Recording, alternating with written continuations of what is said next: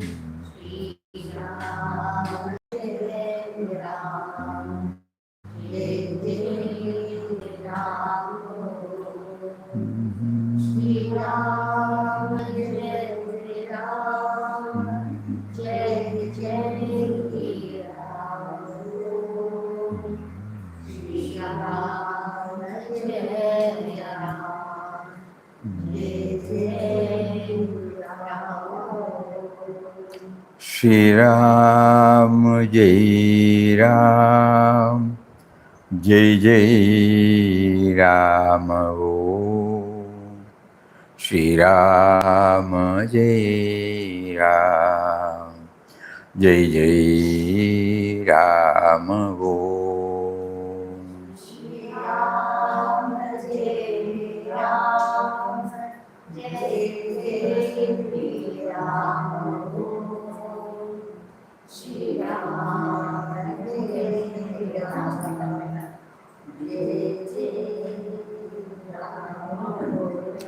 Shri Ram Jai Ram Jai Jai Ram Om Shri Ram Jai Ram Jai Jai Ram Om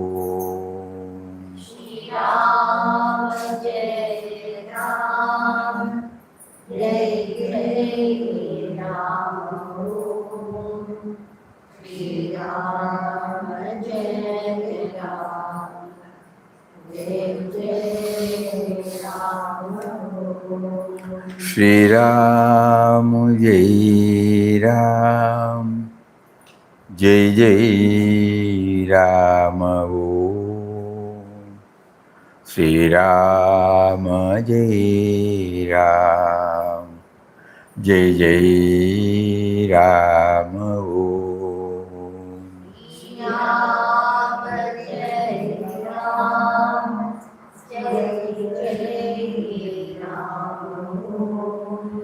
Shri Ram Jai Ram Jai Jai Ram Om Shri Ram Jai Ram Jai Jai Ram Om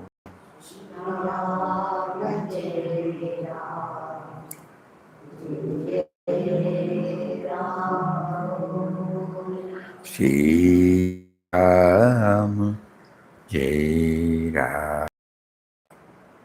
Jai Jai Ram Om Om Shri Ram Jai Ram Jai Jai Ram Hari Om to everybody. Today first we will start with something lighter. Every day it has been very serious. which is also not on the lighter side, but pondering, deeply pondering. But something for all of us to ponder over.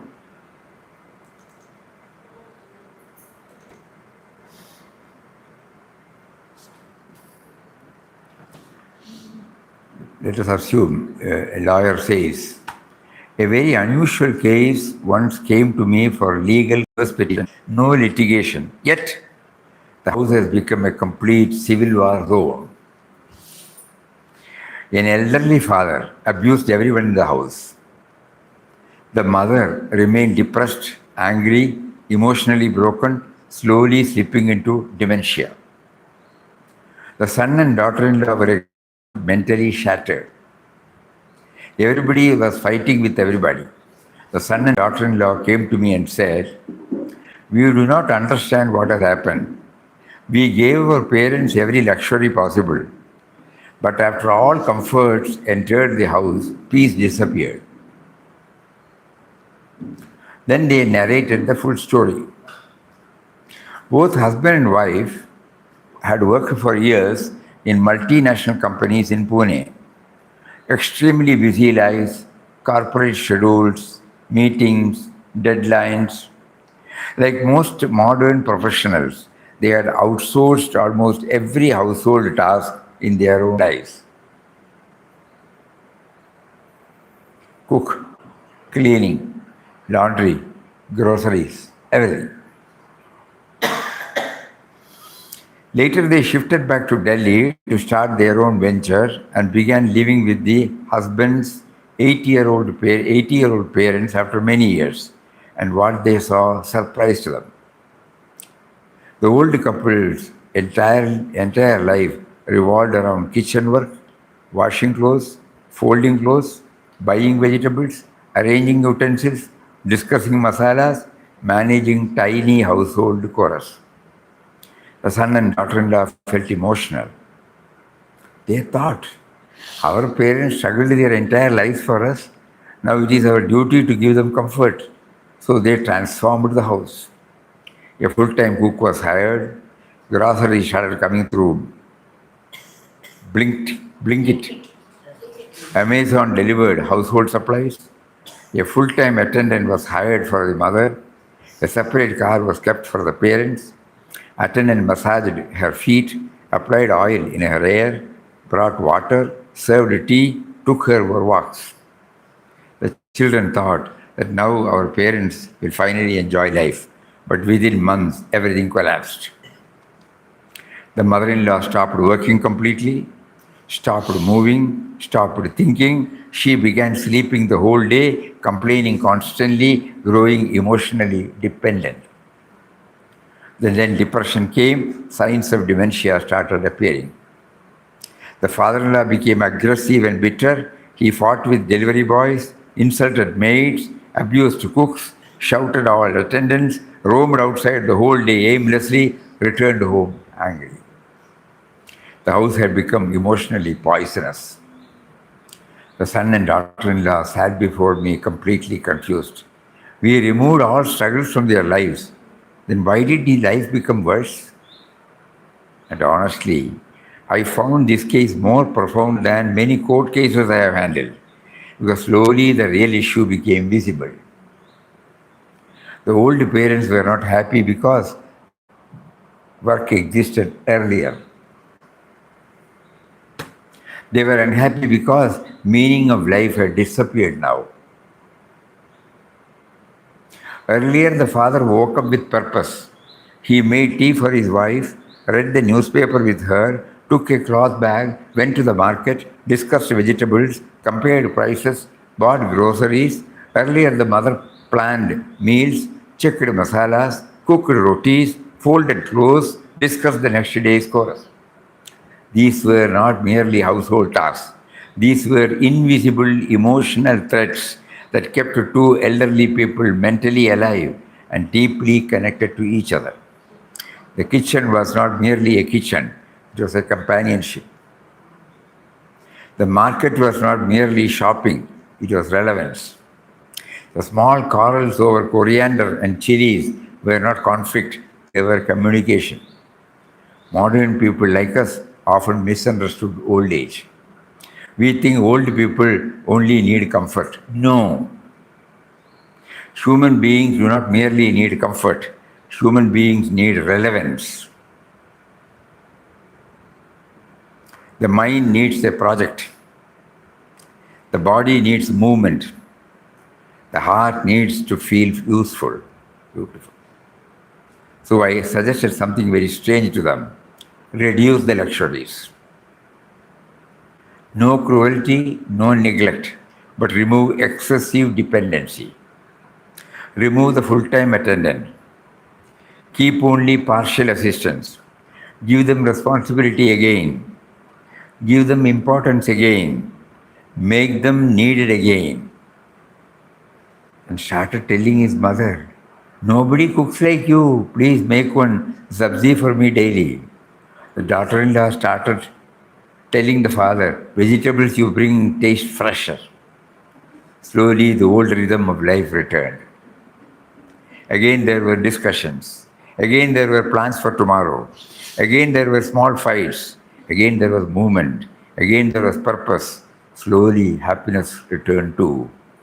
That case taught me one of the deepest lessons of human life. Luxury does not always create happiness. Sometimes the smallest daily struggles silently keep human beings alive from within.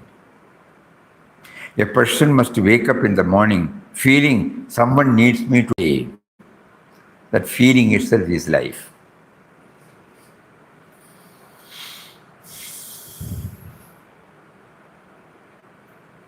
Very, very, very, very, very practical.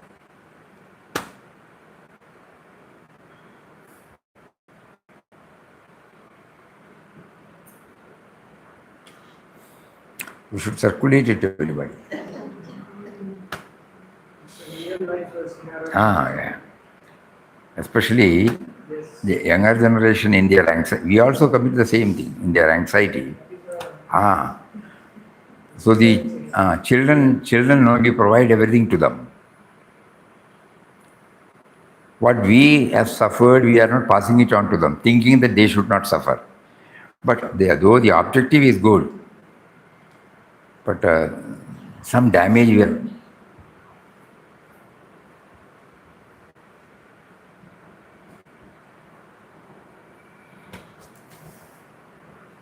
When we were working in Wayanad, he was very practical.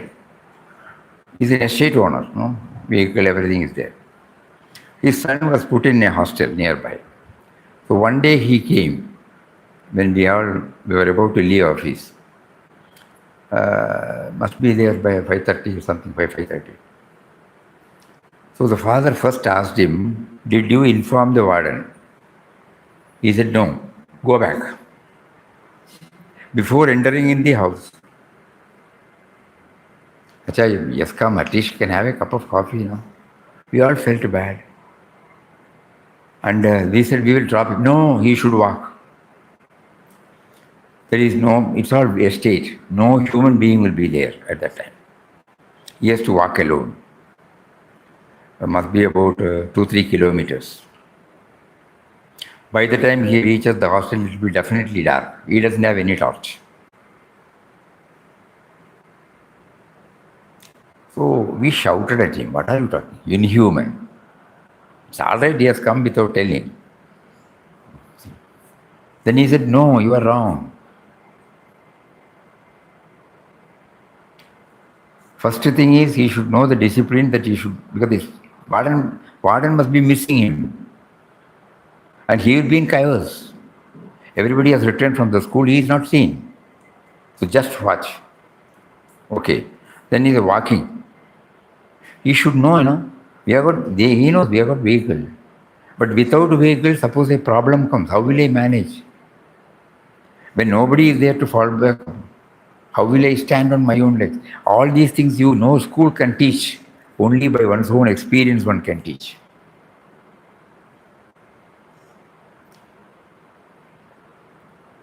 I remember now. Very, very, very deep. luxury does not always create happiness.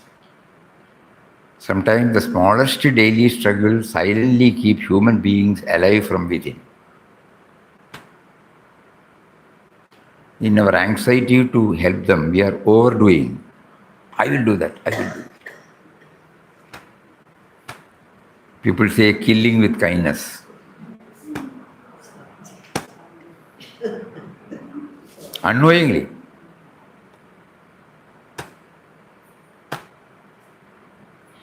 When we were in Nanikati, we gone there to meet Swami Dayanji Sarsi Maharaj. So we attended the program, we ate together. Then at the time of, in between, he said, I have got a class. I said, Swamiji, I will also attend. I am listening your class after 30 years. Then, as he was about to get up, he was here, his walking stick was here. Immediately somebody came and took the walking stick and gave to him. So he pleaded before him, why don't you allow me to take this? To the devotee, it's a Guru Seva. But what he is doing opposite of Guru Seva. That distance and holding, taking, all this denied to him. Luxury does not always create happiness. Sometimes the smallest daily struggles silently keep human beings alive from within. A person must wake up in the morning feeling someone needs me today. That is why I am living, Not because of arrogance. Someone needs my field of seva is there. That feeling itself is life. Beautiful. And today we will also read the vision for June.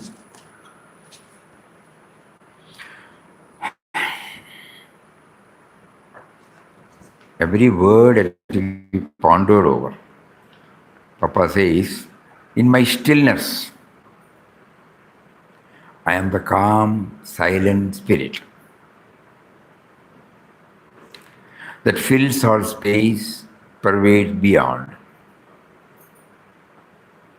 In my movement, I am all worlds, beings and things.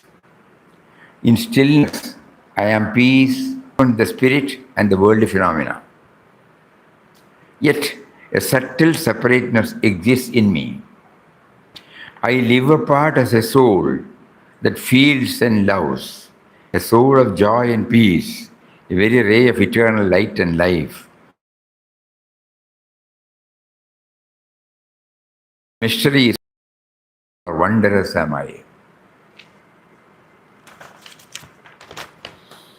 Highest Vedanta.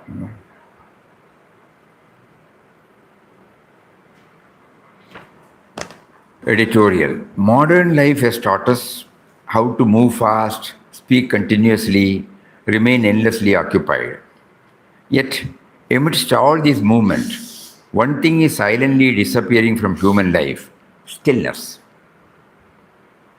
The mind today rarely rests.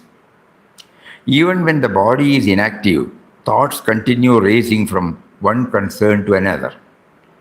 The result is tension, confusion, anxiety, exhaustion.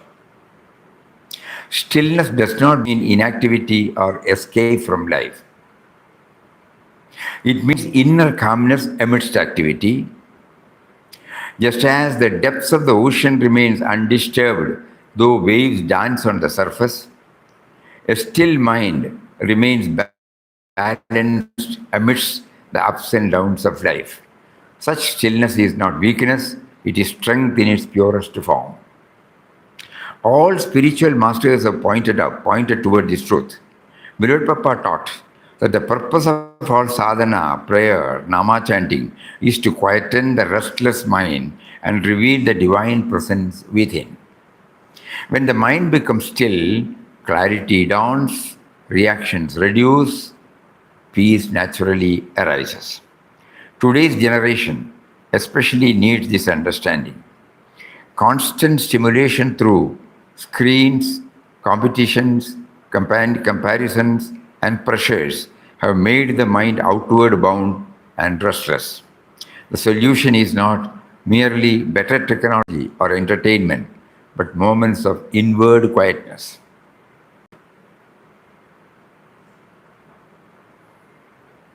A few minutes of silence, prayer, reflection, or conscious chanting restore balance to the mind.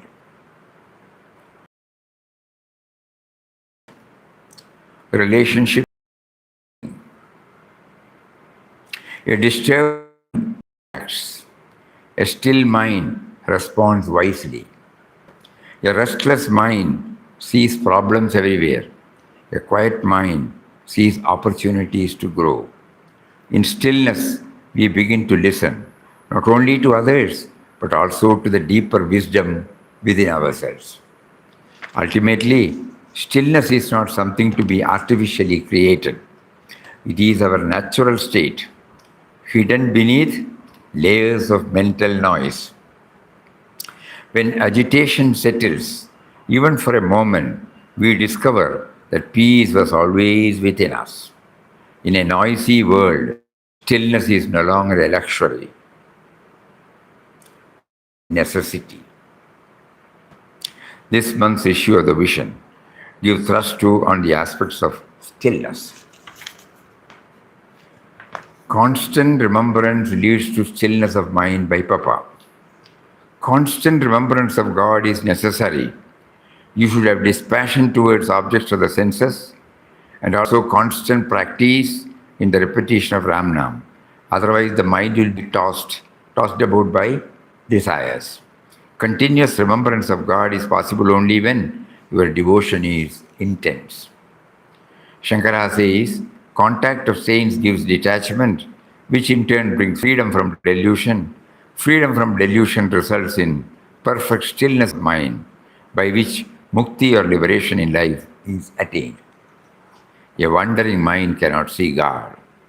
It must become still. Unless you have a burning aspiration for God, the mind cannot be fixed on Him. Where your love is, there your mind is. Just as a miser constantly thinks of money and money alone, so a bhakta has ananya bhakti, exclusive devotion for God. When you have intense love for God, everything else is forgotten. Then you will realize God. Therefore, you must do bhajan, have satsang, remember God. If you taste once the sweetness of God remembrance, you will never forgo Him. You will never forgo Him. You will have the first taste of that experience in satsang only. Words of Puja Mataji. Why do people feel when they first come here to the ashram? What do people feel when they first come here to the ashram? They feel a sort of peace and stillness of mind that is simply indescribable.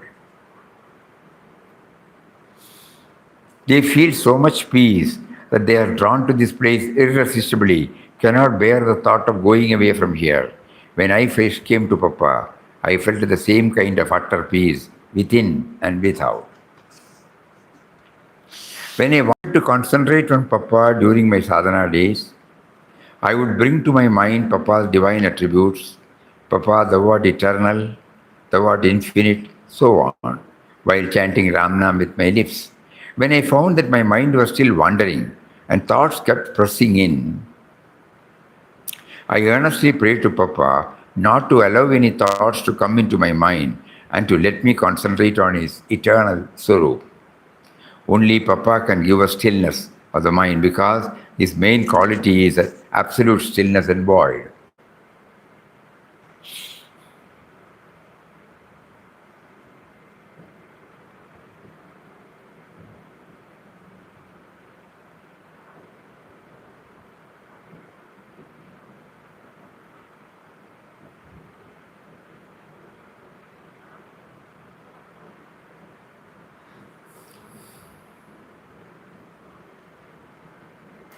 When I had prayed like this to Papa, Papa shut my mind to all thoughts coming from outside and made it still.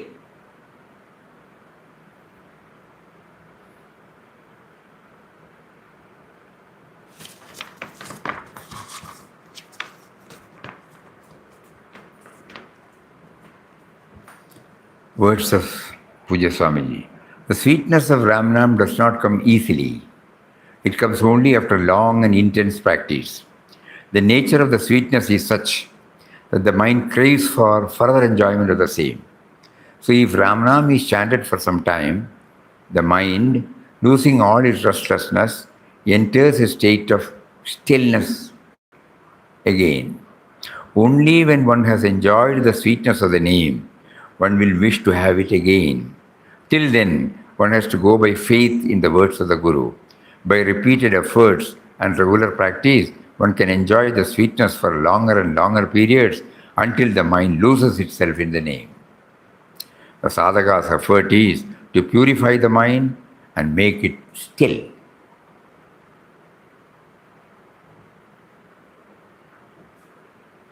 That stillness and purification comes by God remembrance. Satsang helps to commune with God and gives us an impetus in our sadhana. You can commune with the stillness at any time, anywhere, if you crave for it. May you be able to commune with the stillness that is your own being constantly and be a witness to all your activities. Editor answers. Question. When we hear that the end and aim of all spiritual discipline is to go deep within, still the mind and realize His presence, why do spiritual practices initially ask us to read, write, chant, engage the mind in activity? How do these go together? Answer. True. The ultimate aim of all sadhana is to reveal the inner stillness in which the divine presence is experienced. But the mind, by its very nature, is a continuous flow of thoughts and cannot suddenly become still. Therefore, the first step is not to forcibly stop the mind, but to gently guide it from many thoughts to one thought, the thought of God, through reading, writing, chanting, prayer, and remembrance. Ordinarily, the mind runs in countless directions, creating restlessness and agitation. But when it is lovingly and repeatedly directed towards one divine ideal, other thoughts gradually lose their hold. It will not go, it will lose their hold. With patience and perseverance, the scattered mind becomes calm, concentrated, serene. Then comes a stage where even the single God thought quietens naturally, just as a burning stick used to stir a funeral pyre. A burning stick used to stir a funeral pyre is itself finally consumed by the fire.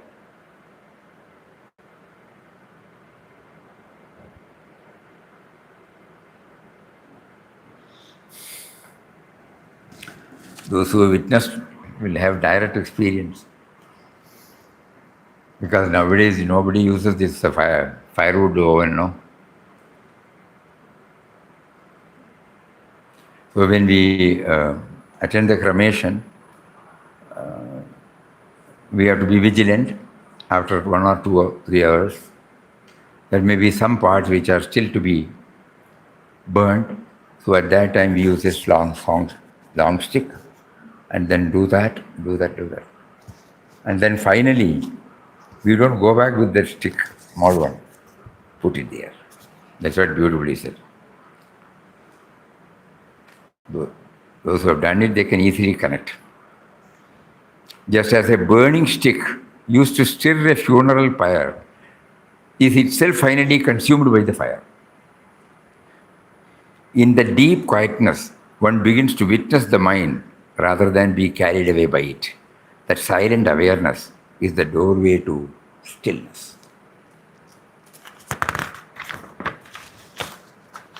The Gita touch in daily life, chapter number 10, sloka number 22, stillness. Dr. Srinivas, a renowned cardiologist, was admired for his quick decision making in emergency surgeries. Yet colleagues often notice that before making the most crucial cut or stitch, he would pause sometimes for just a few seconds with eyes closed.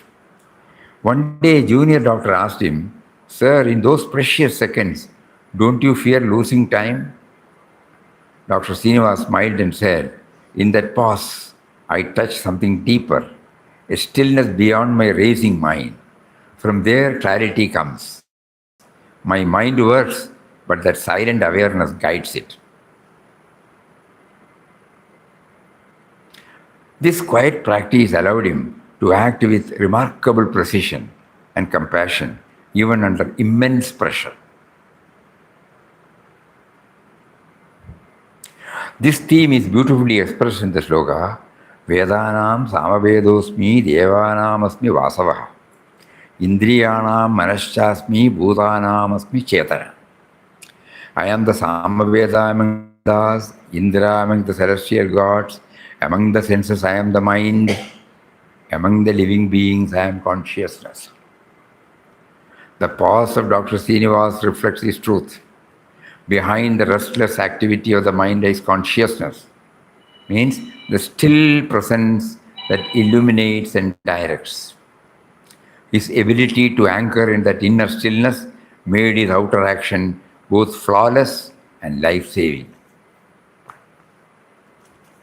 Stillness, a synopsis from the teachings of Swami Ramdas. So when we put the control F from a few books, so many things we got. But again to repeat the same, so that is how this is prepared like that. So instead of telling Birad Papa says, stillness is not mere absence of speech or outer inactivity. It is the natural silent state of our true being.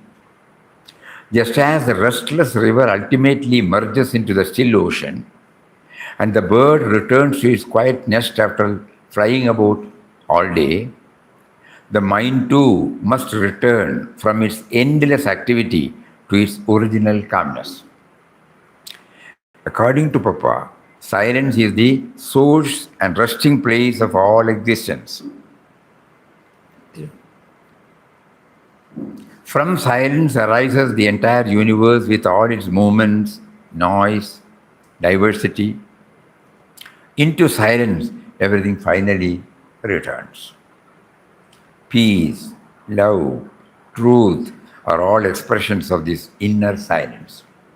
Stillness of mind is essential for God realization. Outer silence alone is not enough. One may sit motionless while the mind continues to race endlessly. True stillness is attained only when the mind becomes calm through communion with God. Prayer, chanting of the divine name, bhajan, meditation, remembrance of God are all means to quieten the mind and make it serene. Beloved Papa repeatedly emphasized that all spiritual practices are only aids to reach this state of inner stillness. The purpose of Namjapa is not endless repetition, but the eventual cessation of mental agitation. When the mind becomes perfectly still, duality disappears, the devotee and God become one. He repeatedly quotes, "Be still and know that I am God." The goal of all sadhana is not noise, not activity, not endless preparation, but the discovery of the silent divine presence within. He cautioned that practices producing strain or mechanical blankness are not the ideal path. True stillness is accompanied by joy, peace, expansion of consciousness. Ramdas found the repetition of God's name to be the most natural and joyful means of stilling the mind. Constant remembrance of the divine gradually removes the mind's restlessness and reveals the self as pure spirit, universal, eternal, all-pervading. In the stillness, ego disappears, Likes and dislikes lose meaning, sense of separateness dissolves, one experiences unity amidst diversity, then life is no longer driven by agitation, fear, or conflict, but flows from inner peace and universal love. The goal of all sadhana is not noise, not activity, not endless preparation, but the discovery of the silent divine presence within. Gleanings. Ramana Maharshi. Stillness, according to Ramana Maharshi, is not merely silence of speech, but the complete quietening of the ego mind. When thoughts subside, the true self shines by itself as pure awareness.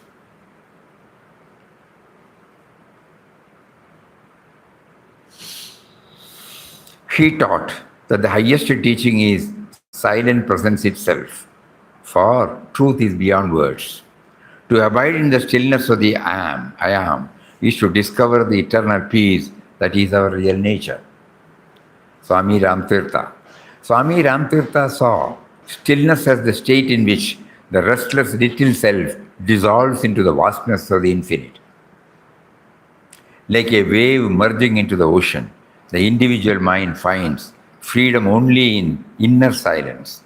In the stillness, one experiences boundless joy, fearlessness, unity with the whole universe. Shri Shri Shri Anandamayi Ma. Ma Anandamayi taught that true stillness dawns when the mind ceases running outward and rests naturally in God. The heart then becomes calm, pure, filled with divine bliss. She emphasized that silence is not emptiness, but the living presence of the divines silently shining within all beings. Vinoba Bhave. Vinobaji regarded stillness as inner equilibrium amidst action. Real silence for him did not mean withdrawal from life, but freedom from inner disturbance while serving the world selflessly.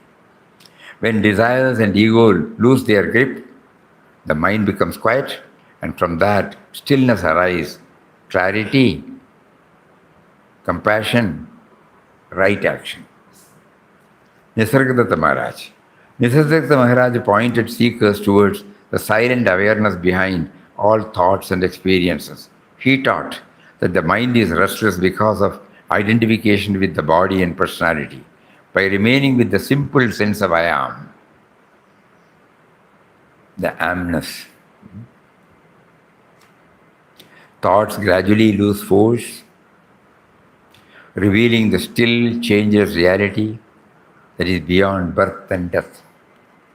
Swami Vivekananda. Swami Vivekananda described stillness as the secret of strength and spiritual power. The scattered mind weakens itself through constant agitation, while a calm and concentrated mind becomes capable of extraordinary insight and action. In deep stillness, one touches the divine center within and discovers fearlessness, peace, and infinite potential. Namotsav. Normally, chanting does not seem to connect with our daily life.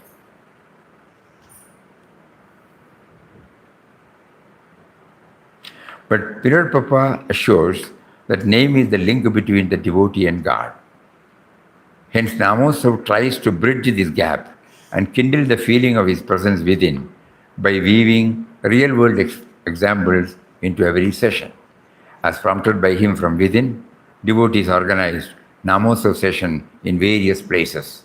Anandashram from 27 to 29 December 2025, Tiruvannamalai 20th and 21st February 26, Hyderabad 5th April, Hanamkonda 7th April, Mumbai 26th April, Anandashram 15th and 16th. Guidelines for effective Nama chanting. Here are a few examples from daily life weaved in with chanting sessions at various Namotsav sessions. Nami silently dwells within us. A vehicle may look strong and complete from outside, but it cannot move without fuel. In the same way, words written on a page become visible only because of the white background that silently holds them.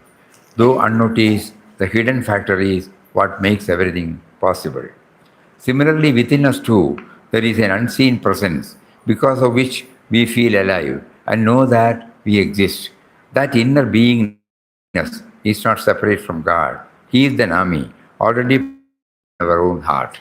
Nama chanting, done with this understanding, gently turned inward and helps us become that indwelling presence. It becomes evident when fall away. When clouds cover the sun, it appears as though the sun has disappeared, though in truth it is shining all the while. In the same way, when muddy water is treated with cleansing nut powder, the dirt settles, the water becomes clear. Likewise, the Nami is ever present within us. But the sense of I and mine acts like a covering that hides his presence. As this ego sense gradually settles, the mind becomes quiet and transparent. Then the Nami, who was always present, begins to reveal himself naturally. Nama chanting with this awareness gently removes this inner covering and helps us experience his presence more clearly. The Nami pervades the universe.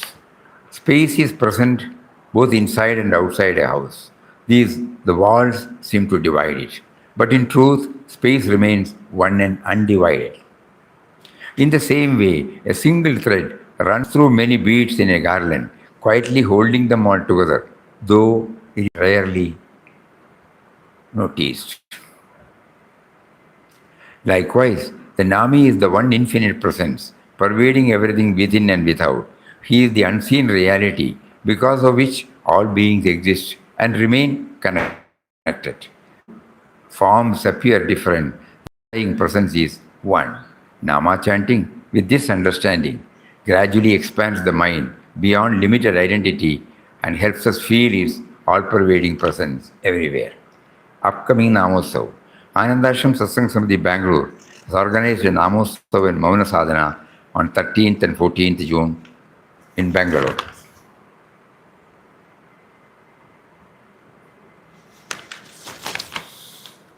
Epistles of Swami Ramdas. The grandeur of divine love is best realized when it works silently. Separation makes it richer and fuller. It is a mighty wave on the bosom of the infinite stillness of existence. Its glory is the eternal oneness in separation. Wave is only a form of still water.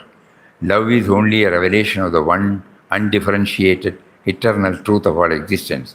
Love is the seed, it is the fruit and the flower. Love is the seed, it is the fruit, is all. Love is the only reality. 15,500 crore Namajapa rupees. The total japa received in the fourth round, the month of April, is 210 crores, chanted by 1,83,088 devotees.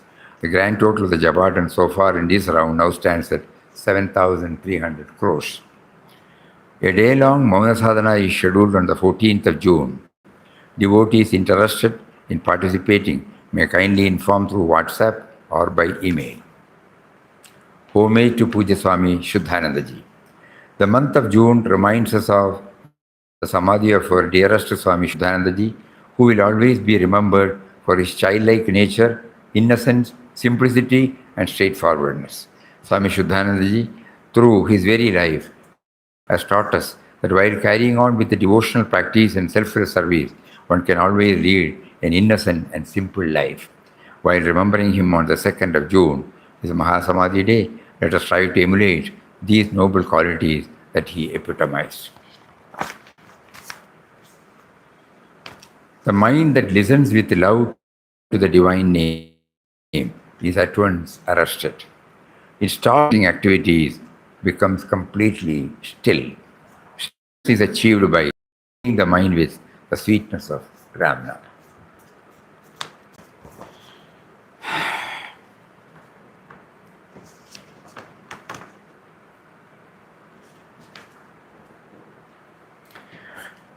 In Mataji's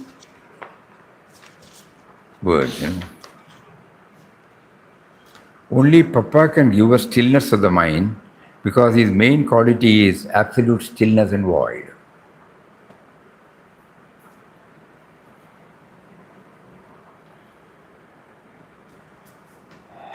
And now we can understand why Papa used the word still, great void. He did not use the word God. He did not use the word Ram. He did not use the word Atman. But he said, what did he say? From the great void came the voice. He heard, great void.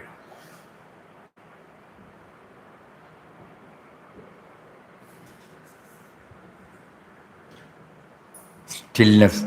His main quality is only Papa means wherever Papa has used Ram, Mataji has used the word Papa, that's all. Papa is not to be confined within that form. Papa, the word eternal, the word infinite, and so on. While chanting Ramnam with my lips, when I found that my mind was still wandering and thoughts kept pressing in, I earnestly prayed to Papa not to allow any thoughts to come into my mind and not to let me concentrate on his eternal Swarup. What is his eternal Swarup? Only Papa can give us stillness of the mind, because his main quality is absolute stillness and void. That is the eternal Swarup.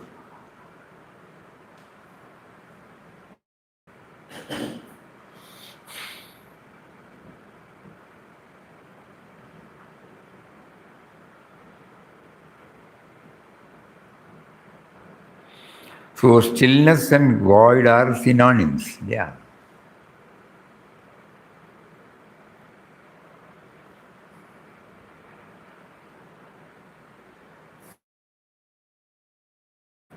We used to understand it through interpretation, though it means the same. We do separate interpretation.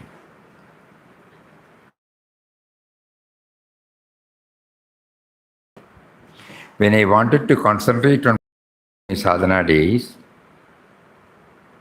I would bring to my mind Papa's divine attributes.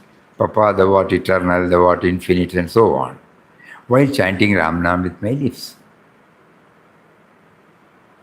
When I found that my mind was still wandering and thoughts kept pressing in, I earnestly prayed to Papa not to allow any thoughts to come into my mind and to let me concentrate on his eternal Swarup. Only Papa can give us stillness of the mind, because his main quality is absolute stillness and void. When I had prayed like this to Papa, Papa shut my mind to all thoughts coming from outside and made it still.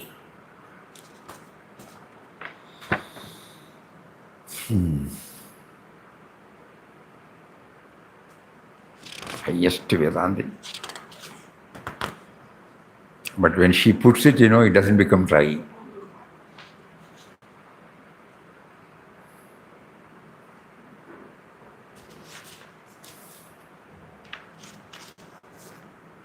Anybody would say anything on what we have heard, just for the sake of ensuring that something has gone inside, that's all. The last sentence which you said, there is absolute stillness, can be imparted by only Papa. What I personally feel is that there should be absolute surrender to Papa. Then only this thing can take place. Correct. In the moment we don't absolute surrender with him, this will not happen. You are right, but what is meant by the word surrender? Surrender means there is a story of Sri Brahmananda Maharaj. He was a Vedanti of old age. When Brahma Chaitanya Maharaj was in body state. And once when he was doing all his practices, then he got the information from the divine that you go and contact Brahma Chaitanya. He went to Indore. When he just made the inquiries, where is Mr. Brahma Chaitanya Maharaj and all, Mr. Monak, who was the Saukar of Indore Maharaj. He told him, you go there, he is there. So he went to Brahma Chaitanya Maharaj, where he found that he was playing with kids and he was all surrounded by the ladies and all, and he was a staunch Vedanti. He said, "Yeah, how he can be like you? No." So he went back. He went back to his original place again. There again he was told, no, you go to him. He is the only your guru. So he again came back to Haridwar, wherein Maharaj told him, please come. And when he saw his total, what we call it as the aura, he could see them. He immediately Prostrated.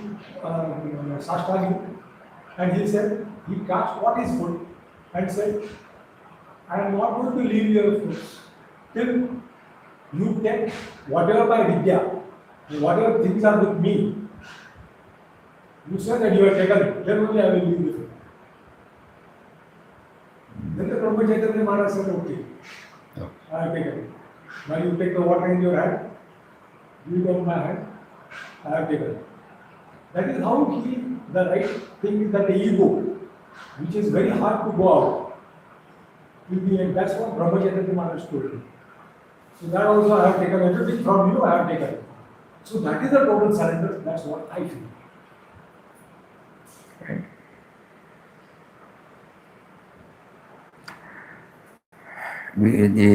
Whatever it may be, yes, they are all leading to the surrender. But surrender means, the sense of individuality will not feel. The sense of individuality in us will not feel separate from that. Because nothing exists other than that, that feeling. That's only a knowledge, what we are telling. But when it becomes one with it, so the total surrender can take place only when there was no existence of Brahman. When we say surrender,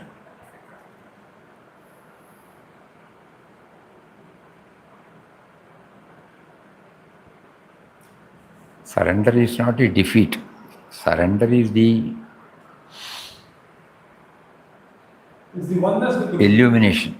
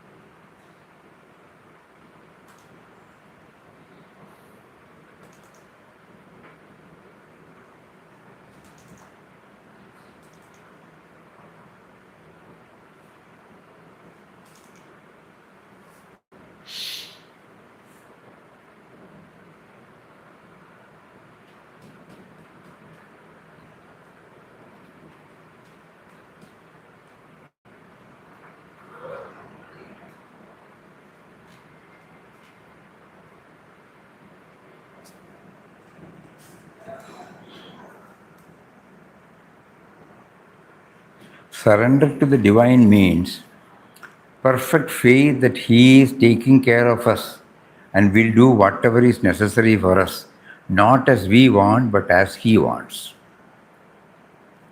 Those who have surrendered to the divine have no more choice, no more preference. Whatever comes is joyfully accepted, and they never ask nor crave for anything. This is also the highest renunciation, to remain contented in whatever condition He has placed us.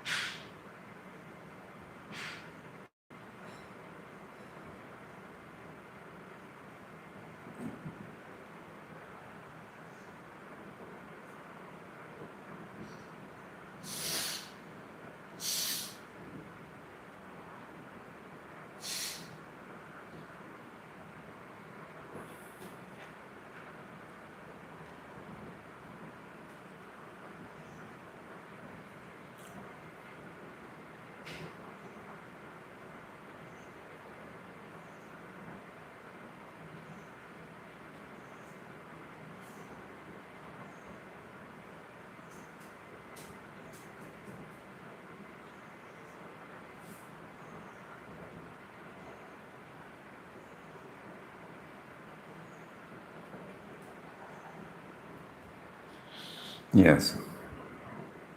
One more word was there, Puja Swamiji's. It is not a defeat. It is a victory of the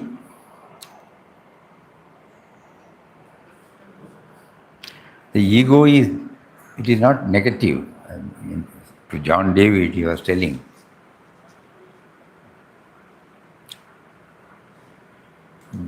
we find out. So anyhow, so long as the sense of individuality is there, whatever we may say, the surrender has not become complete. For a moment, we may be telling to a guru, to a higher ideal, but in the shortest possible time, the me and mine comes back and carries on with it. Every day we are doing, we prostrate. Prostration is a sign of surrender. But we don't mean anything. We go to the temple, we prostrate, we take their tirtha, we take their prasad, but nothing happens to me. I don't surrender anything. So everything, all rituals are meant for developing this attitude of surrender, though not in one. Through so many, I've been doing it so much. Still me and mine is very strong. So I think that is the point on which you have to deeply ponder over, and we will get the answer. Hari Om. Om Shri Ram Jai Ram Jai Jai Ram.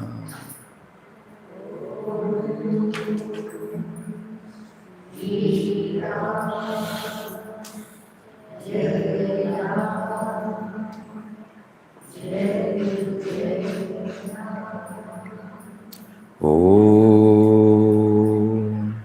Shri Ram Jai Ram Jai Jai Ram.